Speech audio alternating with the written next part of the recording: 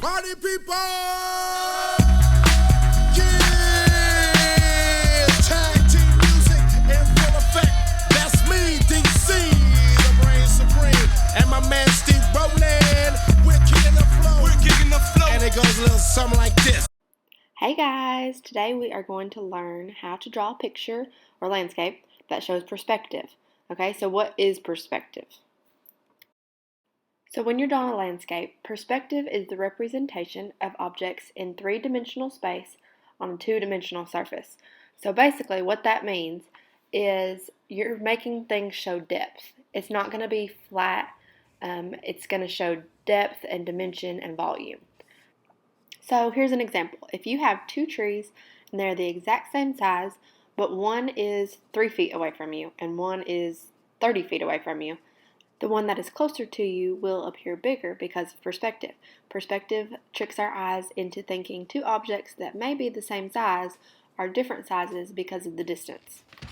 So now we're going to get started drawing our own landscape showing perspective. The first thing you need to do is draw a line through the middle, and that is going to be your horizon line. The horizon line is really important because that is where the ground or the water meets the sky. There's three sections of a landscape. There's a background, there's a middle ground, and there's a foreground, and they're exactly what they sound like. The background is going to be the sky and what's going on in the background. That could be mountains or clouds or birds. The middle ground is going to be the middle of the page, and that's where your horizon line is going to be. And then the foreground is going to be what's in the front. For the next part, we are going to find our vanishing point. So this can be anywhere along the horizon line. It doesn't have to be in the middle. It can be off to the side somewhere. But the vanishing point is going to be what draws your eye and where your objects are going to be traveling to. So this could be a river. This could be a road. This could be a fence. This could be a railroad track. But the key to the vanishing point is that it has to get smaller. As it reaches the horizon line, it has to show that it's getting smaller. And as it gets closer to the foreground, it's going to be bigger. So once you've got your vanishing point, you've got your horizon line, you can start filling in the background. So I always like to do some mountains. It kind of reminds me of Colorado. You could do trees, you could do clouds. Just fill in the background with whatever you want.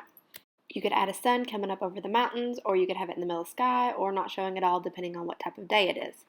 You could do a fence. It still has to show perspective though. As it gets closer to the horizon line, it needs to be getting smaller, and as it reaches the foreground, it is widening. The fence obviously is not going to be a different size. You're not going to have huge fence posts on one side and small fence posts on the other, but you have to draw them that way so that they appear realistic and appear that they're vanishing into the horizon line. So you're going to continue to fill in your landscape with whatever elements you want, any details. You could put some trees. So if you put trees in the background or the middle ground, they're obviously going to be smaller than if you put them in the foreground. If you put them along the mountains, giant evergreen trees, they could be 50 feet tall, but as you draw them in the background, they will be small. The same size tree in the foreground will be bigger. So you, depending on where you want to place it on your landscape, you can determine the size. It doesn't really matter how many things you want to add to it. If you want to stop here, you could, or you could add some more trees, more details. You could make your road a dirt road, or you could make it a highway. Or if you don't want to do any of this, I can give you some other ideas. I don't want yours to look just like mine. I want you to be creative and do your own thing. So here's another couple ideas that you could use to create your landscape. So as I did in this one, you could draw a straight road. It doesn't have to be a curvy road. You could make that curvy road into a creek or a river or a stream. You could add rocks to it. You could add some grass to it. Any kind of details you want, whatever you want your landscape to be. If your favorite place to go is Wyoming, make it look like Wyoming. If your favorite place is Kentucky, make it Kentucky. If you love the mountains in Tennessee, make the mountains in Tennessee. If you want plains and fields of farmland, that's fine too. So just add any kind of details that you want. This is your landscape. I want you to be creative. I do not want yours to look just like mine. All I need is for it to show perspective. Here's an example of another type of tree you could draw. This is in the foreground, so it's going to be a lot bigger. In just a second, I will draw a tree in the background to show you the size difference. So again, it could be the same size tree in real life, but because of perspective, it will be different sizes. It's the same as if you're looking at a picture.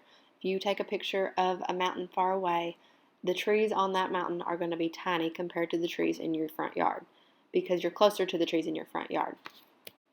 If you'd like to draw some kind of structure like a house or a barn, you can do that. Think about our lesson on shape versus form. A square becomes a cube, circle becomes a sphere or a cylinder, a triangle becomes a pyramid. So think about that as you're drawing. You do not want to draw your structures flat and 2D because when you're showing perspective, they need to be three-dimensional. Make sure you fill your space completely.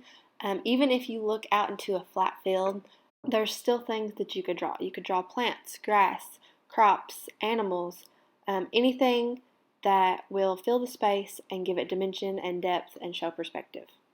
I'll add a fence in there, give it a few more details. Notice that the posts are going up and down. I'll show you in just a little bit of how not to do posts. You could add some birds in the sky, clouds, complete your artwork. So here's a few mistakes that I typically see kids make whenever drawing perspective landscapes. So here's some things not to do. The first thing I'm going to show you is how not to draw the sun. The sun does not go in the corner of the page. I know we've all been wanting to do that, and we've been doing it since we were 5, and that's just how we think suns are. The sun should be in the middle of the sky, coming up over the horizon, or not showing at all, depending on what type of day it is. You could do a moon, you could do anything except put it in the corner, okay? So another mistake I typically see is when drawing fences. So the first mistake we make is we don't make the fence get smaller as it goes to the horizon line. We draw 2 parallel lines and then we draw our fence posts laying over sideways. You must make sure you draw your fence posts vertical. You do not want to draw them diagonal or horizontal because it will not show perspective. So I suggest using a ruler or the straight edge of your notebook or a book, anything, to make sure that your lines are straight and your fence posts are vertical. So now it's your turn to get started. Grab a piece of paper and start your landscape. The first thing, draw your horizon line. It's going to go across the middle of your page. It goes horizontal, left to right. Then you're going to mark where your vanishing point's going to be. It could be in the middle, it could be to the left, to the right, doesn't matter, but it's somewhere on the horizon line. Third, you're just going to start filling in your background, middle ground, and foreground. Think about what elements you want, what details, what type of landscape you want to create. Use any of the examples I've given you, but make it your own. Make it creative, and don't make it look just like mine. And the most important part is to show perspective. So I can't wait to see what you guys come up with.